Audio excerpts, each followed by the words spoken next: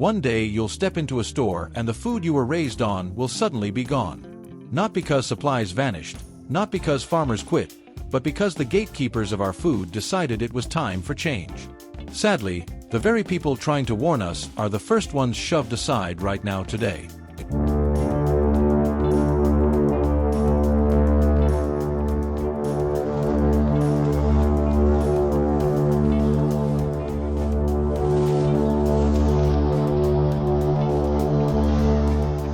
For the past decade, something has slowly slipped away across America. Small farms keep disappearing.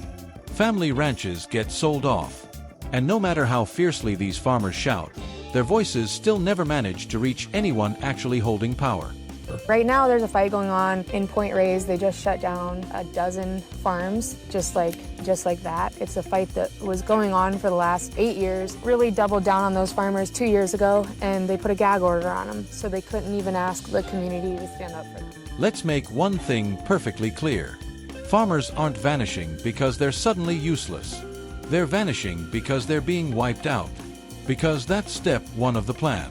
First, they roll out restrictions. Rules so absurd that farming turns into a battle with government offices, not soil. Limits on water, limits on livestock, limits on how, when, and whether farmers are even allowed to plant crops. Today I wanted to talk about what's going on in Idaho, because some of you have probably heard about this, but the state of Idaho has put a water curtailment order, which is basically a water shutoff order on literally 500,000 acres of farmland. That's a lot of potatoes. It doesn't feel right to be sharing bad news. It doesn't feel right, but it's at that point where we need help. I guess we're sounding the alarm. DLCD, Department of Land Conservation and Development, has come out with a policy recommendation that, if it's adopted later this year, will make it virtually impossible for agritourism to survive. The DLCD rules will put the nails in the coffin for us. If you enjoy a U-pick, if you enjoy farm-to-table dinners, if you enjoy pumpkin patches, if your kids enjoy a hayride or a cow train, these are the kind of things that we and other farms are going to lose. And when those policies fail to crush them, brutal debt steps in to complete the damage, because debt is simply a financial snare built so the instant a farmer stumbles, he can never crawl back out again. Walmart gets to participate, if not set the prices of their products. Do the farmer and rancher? No. They're dictated their prices by various means. The Chicago Board of Trade, various other things. Let's take, for example, the price of wheat. The price of wheat is roughly around what it was in the 1990s. I think the national average was somewhere around $3.50 a bushel. Today, I just looked up a local report. It's around $4.67 a bushel. Now, can you imagine if you were alive in the 90s and had a job, if you had to live in 2025 off of your 1990s salary or wages? Yeah, how would that work? So here's the next part. Let me explain. So the average farm is in debt about $250,000 to around $1.8 million, and that's an average. Farmers and ranchers carry $376 billion worth of debt. That's the mom and pops, that's the people trying to sit around the table at the end of the year and figure out how the hell they're going to make their payments to their banker. And if somehow, against every odd, certain farmers still manage to hang on, they simply rip away your land without the slightest hesitation imaginable. Eminent domain, environmental protection, or infrastructure needs, they always invent excuses. What about the workers? Well, here's the thing. NGOs and NPOs backed by billionaires are not considering your food system, and they're definitely not considering the people that are affected by this, the employees and workers that farm and feed you. Hundreds of families are being left to figure out what to do after their housing is going to be eliminated by these NGOs and NPOs that are attacking and going after farms.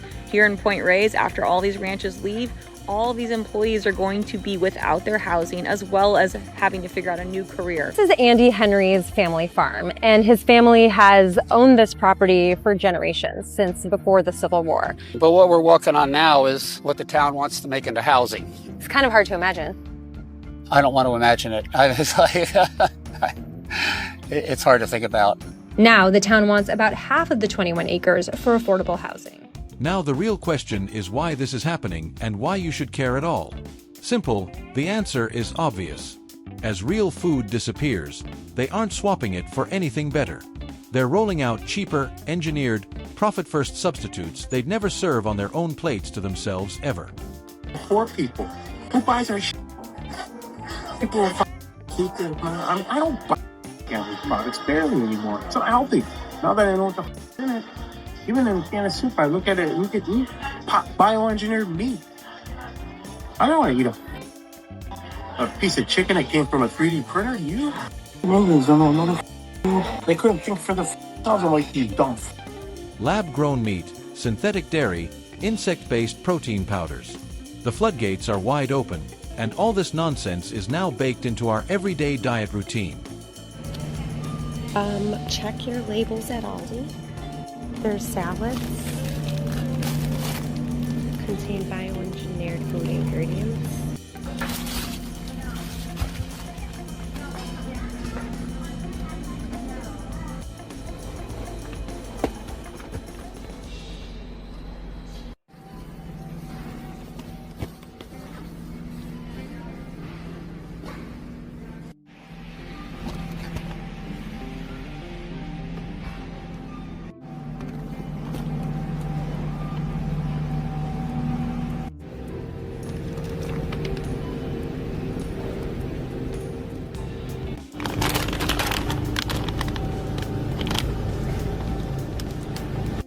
And they're frozen.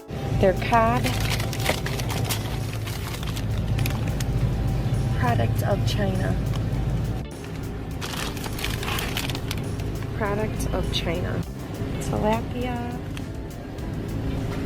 Product of China, farm raised.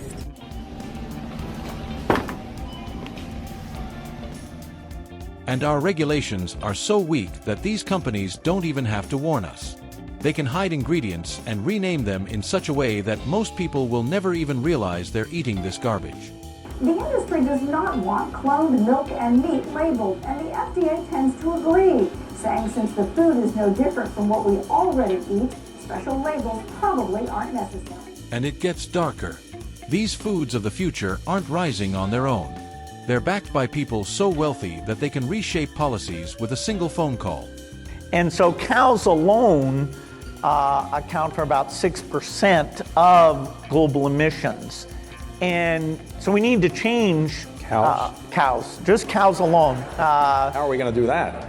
Well, actually, of all the categories, the one that has gone better than I would have expected 5 years ago is this work to make what's called artificial meat.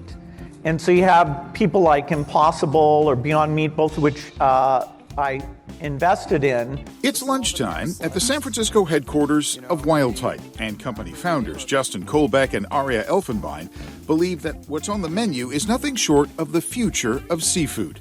Thin slices of salmon, not caught in the open ocean or even farmed in captivity, but instead grown in their lab.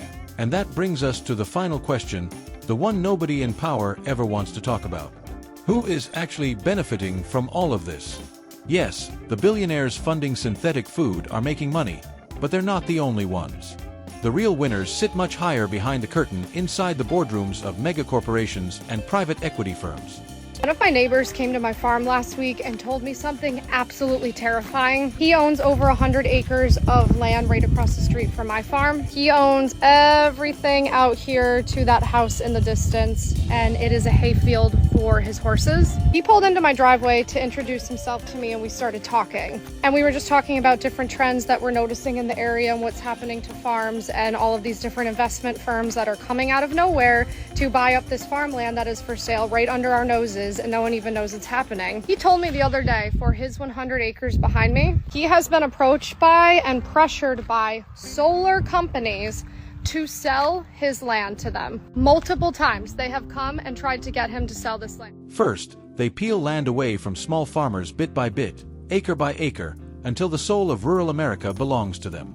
Then, once the land is gone, they unleash engineered food across the market. And they get away with it because they already control the supply chains, the warehouses, the distributors, the processors, and the brands staring back at you from every shelf.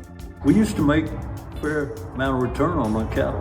But the industry has changed dramatically with the government allowing the consolidation of the meat processing business. 4 companies, giant companies, got together and decided to roll that up, consolidate it, and that's just business. Hey Steve, what are we doing here? I'm doing my due diligence on Jersey Mike's. Jersey Mike's, nice. How did you get that sub prepared? Well, it's Mike's way. And if it's Mike's way, it's Steve's way. Why is our PE business so excited about investing in Jersey Mike's? Well, I think they like to eat. That's one reason. The second reason is we think we can do a great job helping Peter Cancro and his terrific team expand the business. Here's the moment that should stop everyone cold. This isn't new. They've spent years pushing farmers out, silently swallowing industries from pork through poultry. But this time, the game is different. But Smithfield Foods was the biggest pork producer, and Smithfield came into the state of North Carolina. They built a slaughterhouse that could process 30,000 pigs a day.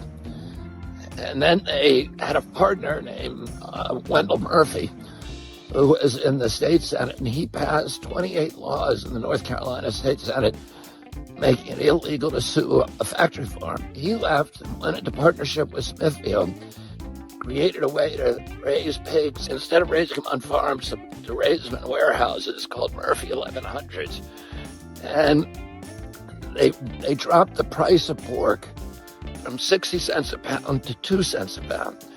It put out of business all 28,000 independent hog farmers in the state of North Carolina, and it replaced them with 2,200 factories, taking control of 80% of the hog production in our country. Then they sold themselves to China. So now China owns all that hog production in America, and it controls our landscapes. And that's the end of Thomas Jefferson's vision. This time, they're not competing with traditional farming. No, they're erasing it. They're building a future where food isn't even grown. It's printed, manufactured, owned. So this is an entire study on synthetic food, including lab-grown meat and insect-based flour. Bioengineered. It's basically the pharmaceutical industry taking over the food supply. So the idea is we get rid of farmers, we kill any naturally grown food, and we engineer food in manufacturing plants and laboratories. And that's the part they never say out loud. If they control the food, they control the people. This was never about farming. It was always about